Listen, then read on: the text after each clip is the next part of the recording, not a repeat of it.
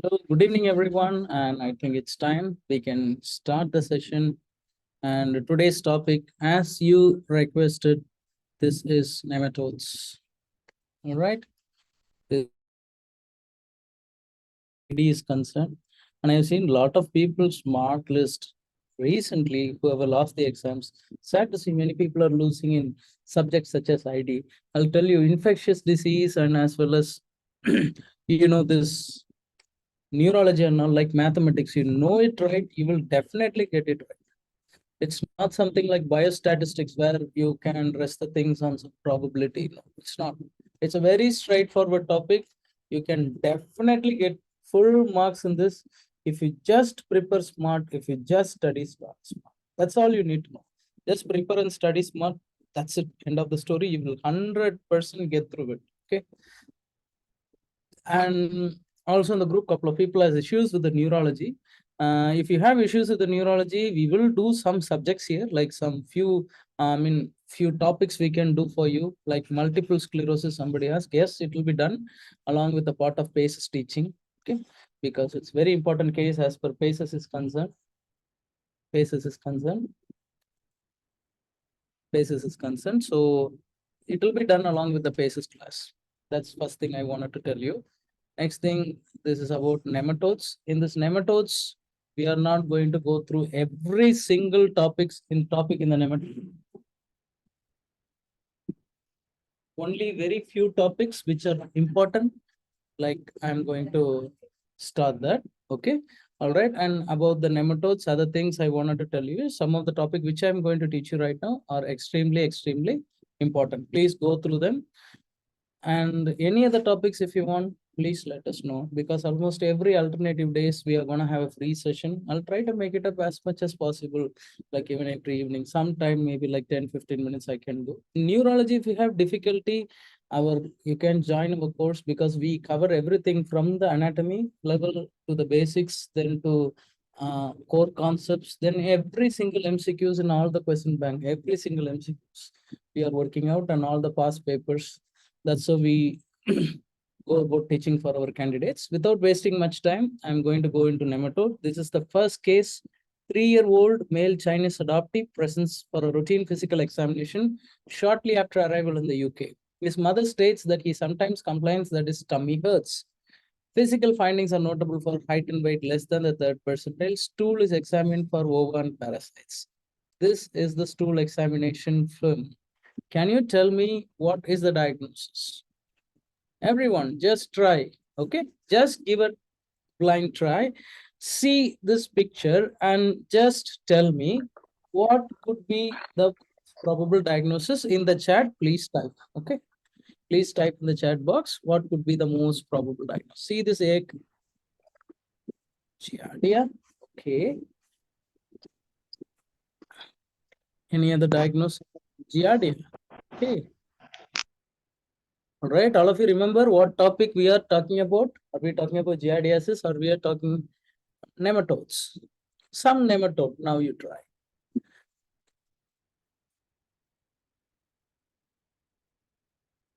Entamoeba, roundworm, ascaris.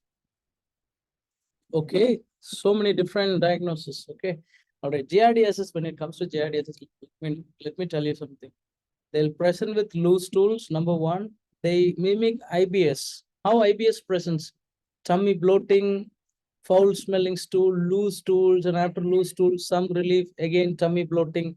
That is how giardiasis is present. Okay. This is Ascaris lumbricoides. Who said it right? Dr. Abhilesh. Excellent. This is Ascaris lumbricoides. Ascaris lumbricoides is a fleshy, cylindrical roundworm. It's the largest nematode to colonize the human gut. Adult male and female worms live about a year, during which a single female can produce up to 240,000 eggs per day. All right, this is the basic introduction about this. This is the life cycle of Ascaris lumbricoides. All right, the adult worm in the small intestine, it gives fertilized and unfertilized egg, which will not go into any further development, and there is fertilized egg as well. Then it reaches the infective stage. It hatched. and the larva comes out, and again embryonated egg of the larva comes, and these eggs are again ingested, and the cycle repeats. This is how Ascaris lumbricoides.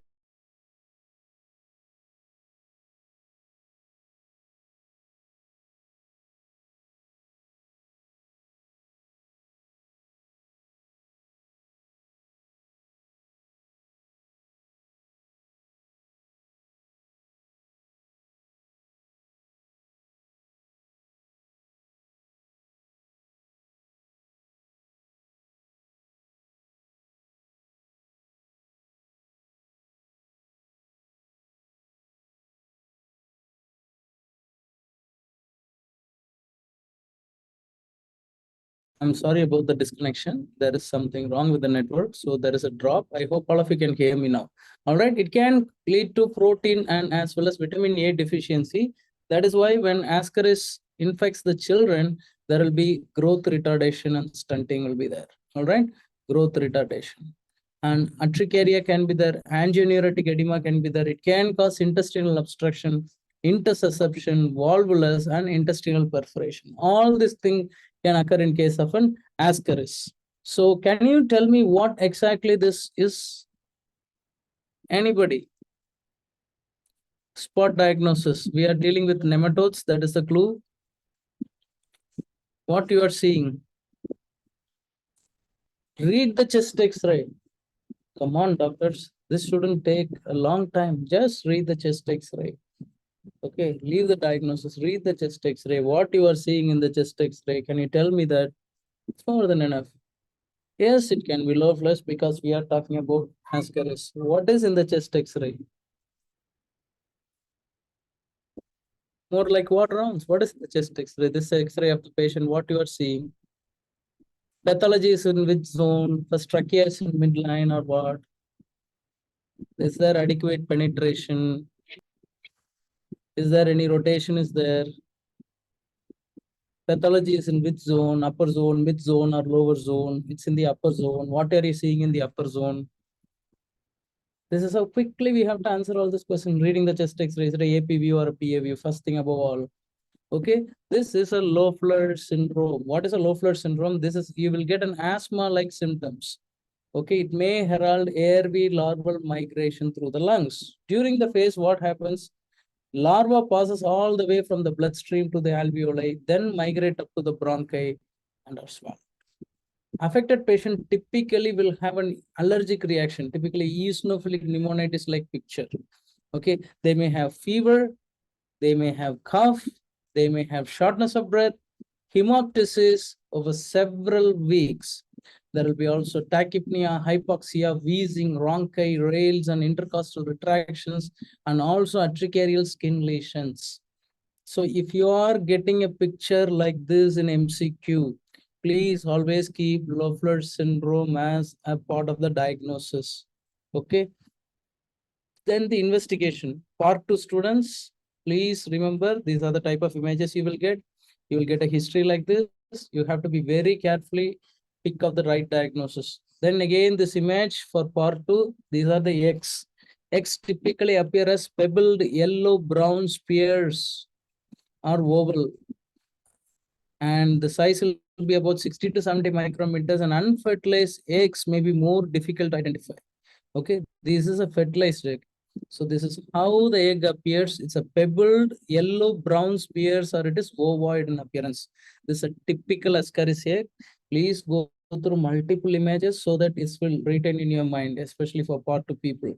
Other investigations, what you will do? You can do chest X-ray. You can find diffuse mottling of lungs, in the prominence of peribronchial regions, and you can also patchy pulmonary infiltrates during larval migration, which we have seen just now in Loeffler's.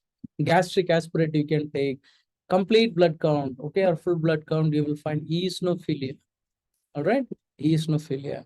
Then this is the worm. This is the morphological appearance of the worm, Ascaris. Okay. Lab diagnosis, the best diagnosis, if they ask in the MCQ, what is the one diagnosis you will do in any case of parasitology, parasitic infection? It's the X. It's the most definitive diagnosis. That to considering ascariasis, it's a definitive diagnosis. Then you can do everything starting from the complete blood count, the sputum washings, okay, and X-ray, barium swallow, ELISA, everything you can do.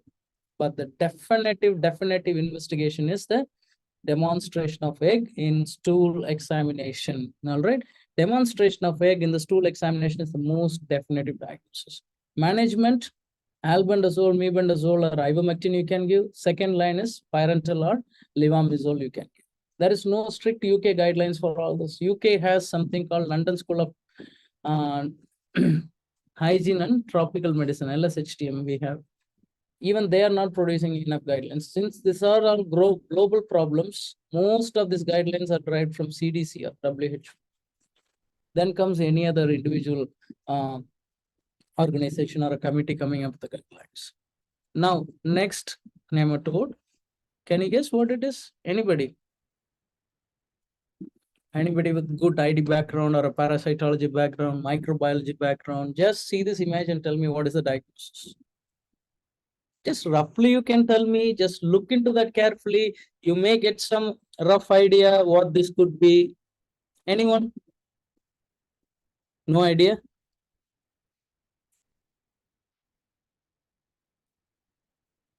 Luke, strong hyaloides. What makes you think it's strong hyaloides, doctor? Any answer?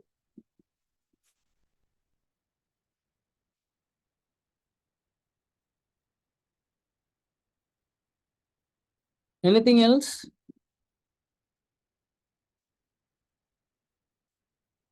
Just try to remember your microbiology classes, second MBBS, playing around with the microscopes.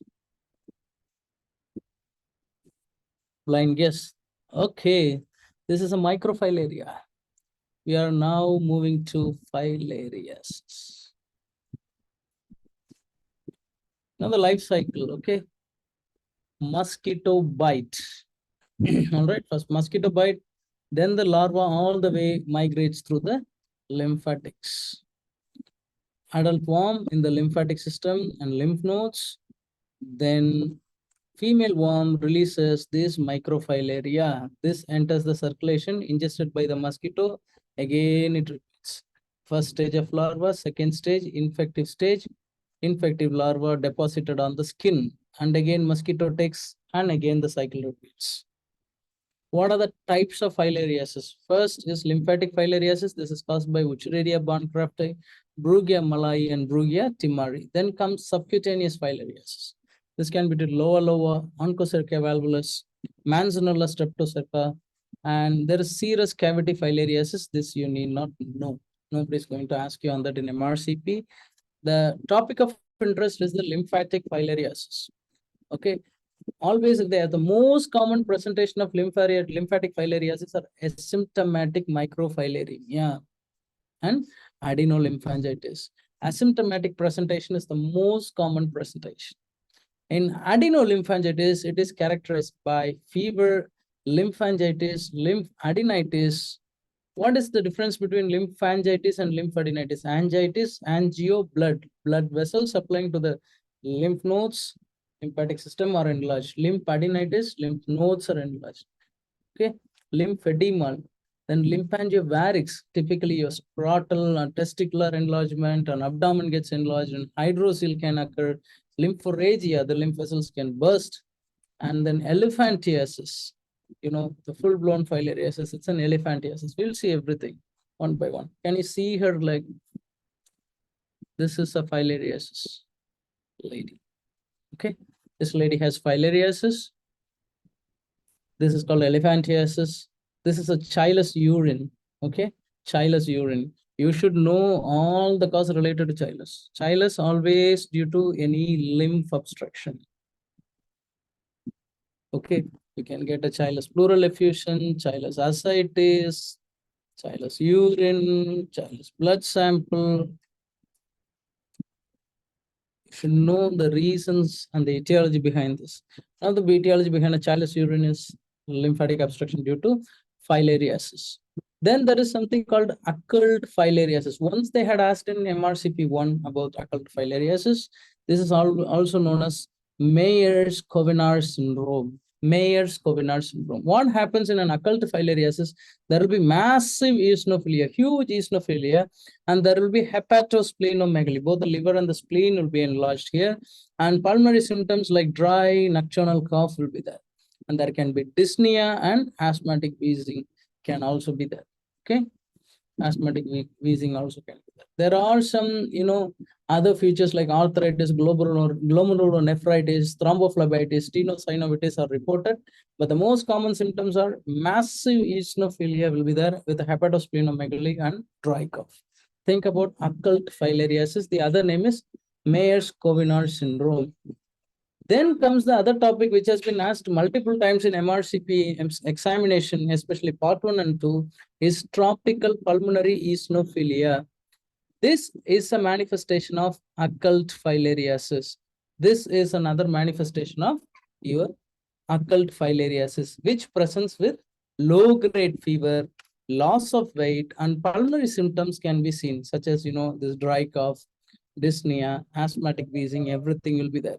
Here, the most characteristic feature is eosinophil count, which will be increased more than 3000 mm or may go up to 50,000 or above. There is a marked increase in the eosinophil count, and chest X-ray will show mottled shadow similar to your miliary tuberculosis.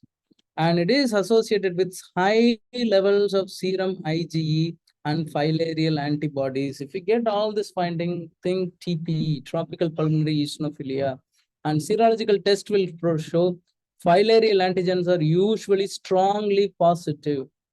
Filarial antigens are usually strongly positive. So, what happens in a tropical pulmonary eosinophilia? Eosinophil count is more than 3000.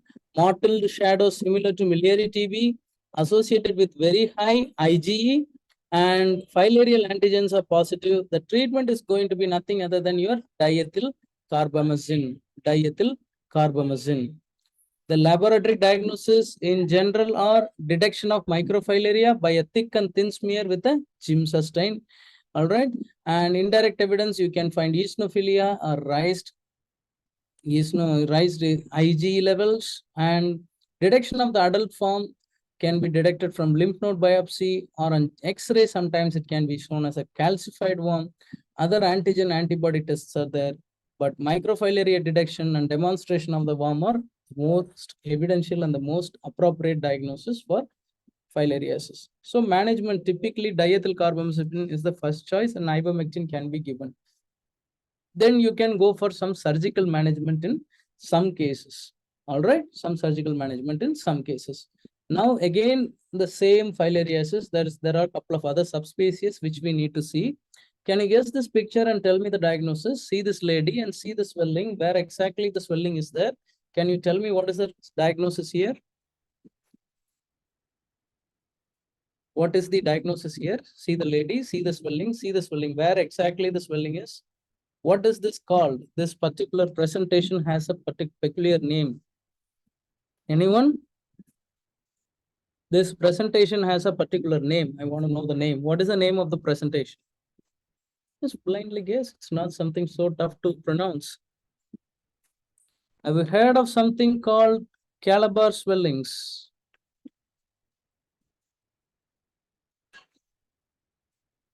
All right, this is a Calabar swelling. Excellent. Lower. Both Dr. Maria and Dr. Anindya Bhattacharya, both of them got it. Lower is an African eyeworm. It causes something called loasis. The vector are biting flies called chrysops. This has been asked in MCQ. Microfilaria is sheathed and nuclei extend up to its tail here, and it appears during the day. Okay, appears during the day. Clinical features are Calabar swellings. Okay, Calabar swelling around the eyes.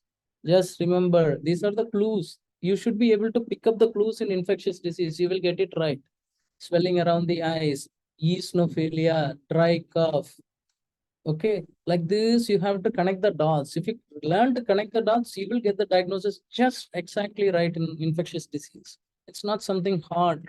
And ocular granuloma, edema of the eyelid, and proptosis, always gonna go and affect around the eyes. Okay, demonstration of adult form is typically from skin and conjunctiva, and peripheral blood you have to demonstrate microfilaria, especially during the day. And obviously there will be high eosinophil count in this case. Treatment again, diethyl carbamazine, and administration of corticosteroid can be used in some cases. All right, this, can you guess what is this form? Now, can you guess this form? What is this? Again, we are in the filarial only. We have seen microfilaria and filariasis. Filariaria bancrofti, we have seen loiasis. And can you guess what is this? This is not a microfilaria. Something is coming out of the eyes.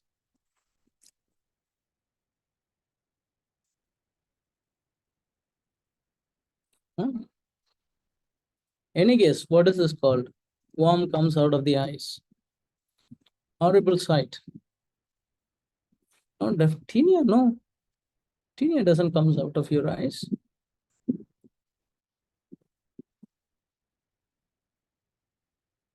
Yes, Dr. Aravind got it. Nice, you are here.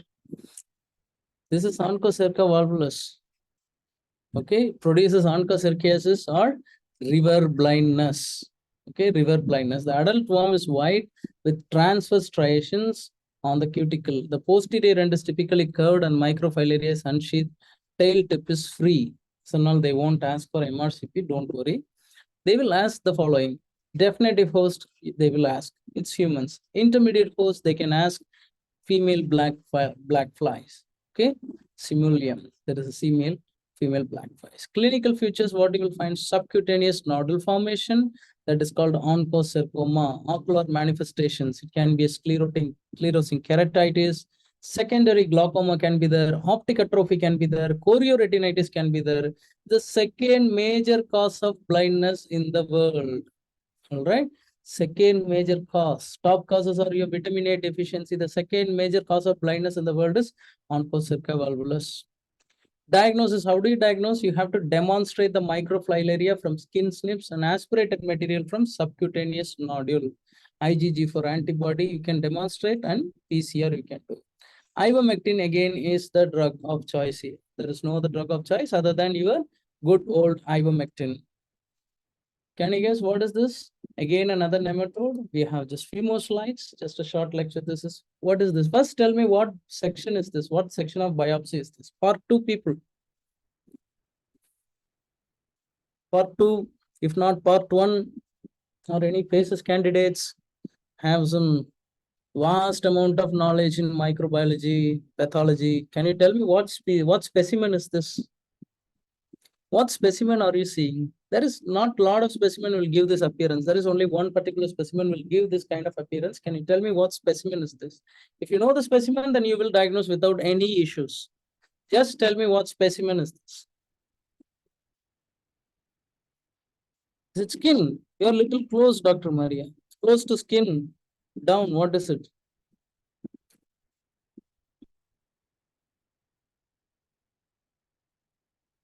Yes, this is a muscle biopsy. So now tell me, muscle and nematode. What nematode it is? Yes, Dr. Bhumika, you are right. It's muscle. Now think of muscle and a nematode. What nematode that can be with a muscle and a nematode? What?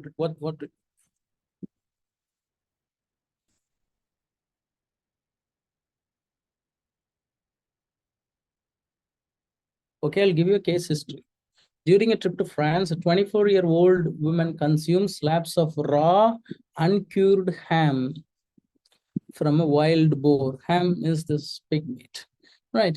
3 days later, she develops nausea, vomiting, diarrhea, which subside with the use of loperamide. 2 weeks later, she presents to the emergency department with fever, a diffuse maculopapular rash, severe myalgia, and marked periorbital edema. On examination, in addition to facial edema, splinter hemorrhages are noted. Laboratory examination shows eosinophilia and marked elevation of creatinine kinase. Can you now tell me what is the diagnosis? Just see the thing I have underlined here, and just remember we are discussing about nematodes. Just see what are all the things here. Somebody goes to France and she is eating uncured ham, slabs of raw ham. 3 days later, after that, she is developing nausea, vomiting, diarrhea, which subside. Then again, she is developing some myalgia, maculopapular rash, periorbital edema, facial edema. Okay, okay. So all are with tinea solium. This is trichonellosis. This is trichonellosis. This is splinter hemorrhage in that lady. All right. This is trichonellosis. What is tinea solium?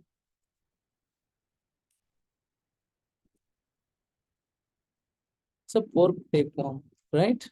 It's a pork tapeworm. But its presentation will be slightly different. I will tell you when we are dealing with tinea. This is a trichonellosis, splinter hemorrhage. Just that's what I'm again telling you. Be careful to pick out some specific pointers. Okay, wild boar. It can be tinea, obviously, it can be trichonellosis also. But splinter hemorrhages and marked periorbital edema, all these are very characteristic feature of trichonellosis, and markedly elevated creatinine kinase will not go towards tinea solium. All right, this is a case of trichonellosis. This is the life cycle of trichonellosis. You all know that. I'm not going to go into detail. But what I am more interested is how it manifests in different stages. There are 3 stages. The very first stage is the stage of intestinal invasion. Here, what happens is it begins with the ingestion of raw pork. She goes and get the raw pork and she just ingests. And the infected larvae, okay. And what happens? The larvae invade the intestinal epithelium. So this is the first stage. She eats it and the larva goes to the intestinal epithelium.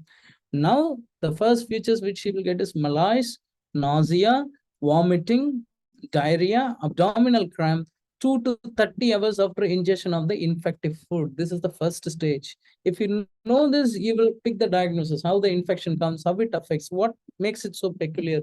Learn the peculiar points in ID. Here, this is how it presents. Initially, within 2 to 30 hours, a set of symptoms will develop as soon as the ingestion. Okay. Next stage is the stage of muscle invasion. This is the second stage. After this, there will be muscle invasion. What happens here? The new infective larva are released from the adult female and ends in deposition of larva in the muscles. As a result of deposition, patient will have myositis, basophilic granular degeneration of the muscles occur in this stage. This has been asked once in MCQ. Basophilic granular degeneration. Clinical features here are fever, myalgia, periorbital edema, weakness of the affected muscle, and there can be hemorrhage in the subconjunctiva and new beds, as well as the splinter hemorrhages. Myocarditis can be there, encephalitis can be there, and eosinophilia is a constant feature at this stage. Stage is seen 1 to 4 weeks even after the infection. This is the second stage. All of you clear? First stage goes to the intestine, create intestinal symptoms, your nausea, vomiting, diarrhea. Second stage, it goes and gets deposited in the muscles. Basophilic granular degeneration of the muscles occur. Then all the muscle cramps, hemorrhage, myocarditis, myocardium, cardiac muscle, if it involves myocarditis, encephalitis, everything will start in the second stage. Third stage, it occurs only in striated muscles. Here it becomes encysted in this stage. It becomes encysted and all the symptoms will subside in this stage. Right? Trichonellosis. I hope all of you now remember 3 stages. Diagnosis, so many methods. The best method is always, like I said, muscle biopsy and then stool examination you can do and detection through ELISA. These 3 points you remember, that's more than enough. Treatment, your albendazole or mebendazole in non-pregnant adults, supportive therapy, oral steroid. Pregnant women, specialist consultation will be needed, supportive therapy and oral steroids you can give even in pregnancy. Now, can you guess the last nematode for the day? I'm not going to take all the nematodes, just 4 important nematodes. 3 we have seen. This is the 4th one. Can you guess what egg is this? For a better understanding, I put another picture here. I also mentioned what is it. What do people, please look into this very carefully. Can you guess? Can you all guess what is it?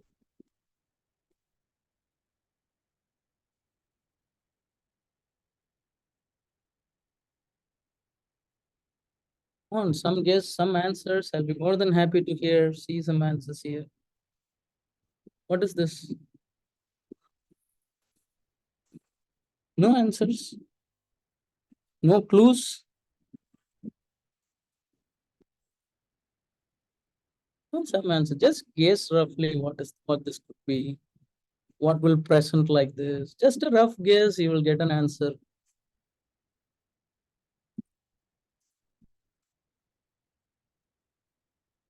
In warm, Abhihesh, Abhihesh, Bhumika, Trypanosoma cruzi, Trichuris, RTK, and Abhihesh. Fantastic, you guys got it. This is your good old Trichuris. It's a pinworm. Okay. This is the life cycle. Egg passed in feces. It developed in the soil. Embryonic egg with rhabdidiform larva gets ingested. As usual, goes to the intestine, passes down the cecum, develops, release. In between, the symptoms occurs. All right. Clinical manifestation depends upon the intestinal worm load of infection. Most infections are asymptomatic. If 100 to 200 worms are there, may produce light infection. More than 200, heavy infection. It's typically seen in small children, others who eat a lot of dirt. Do you know about the disorder called pica? What is a pica? Where you will find pica? What is the consequence of pica? What is a pica, doctors? Yes, iron deficiency anemia. Yes, eating mud, anemia. It's seen in some women who are pregnant. I'm serious. Not mocking or anything. I'm serious. Some women who are pregnant, this disorder is seen. Pica. So this condition manifests as vague abdominal discomfort, diarrhea, and complete retardation of the growth. Three presentations. So there is a vague abdominal discomfort, there is diarrhea, and retardation of growth. Heavy infection will more than 800 worms produce serious complications. Okay, serious complications. It can also lead to rectal prolapse. It's one of the dreaded complication of trichuris. Can also call it to rectal prolapse. Not in all cases, this is a rare adverse effect of trichuris. Right, laboratory diagnosis, like I said, barrel-shaped egg has to be demonstrated on stool. All right, this is the egg. Once again, this barrel-shaped egg with mucus plug on both the ends. This has to be demonstrated. That is the definitive diagnosis here. That is the definitive diagnosis. You should demonstrate this. Then comes the treatment. The treatment here is you give mebendazole.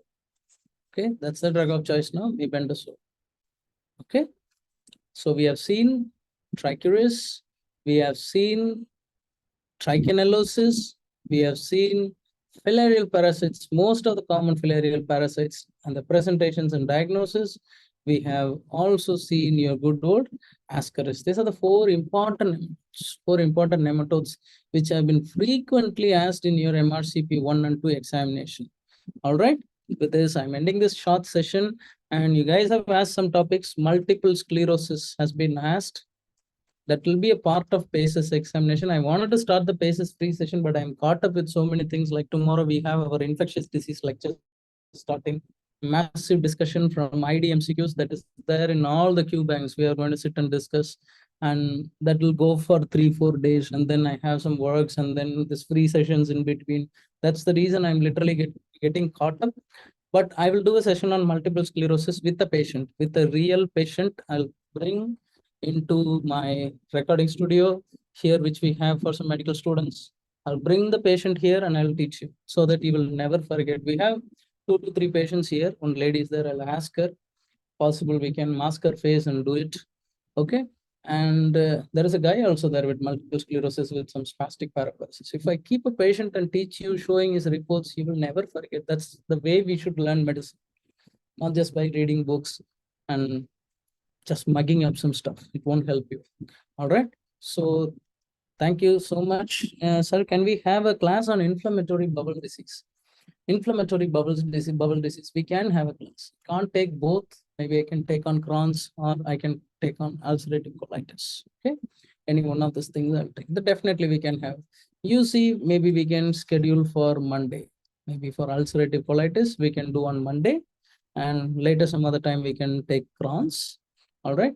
Thank you so much for everyone for attending. Please do leave your valuable feedback in the group and leave your difficulties in different subjects which you find it difficult. And if you have any difficulty in preparation for MRCP, you can approach our mentors, you can approach our counselors. They are more than welcome to, they'll be happy to help you out. Okay. And I'll see you with our session on Monday. If you guys want to join our course, you are more than welcome. And I'll see you again. Bye bye. All the very best. God bless you.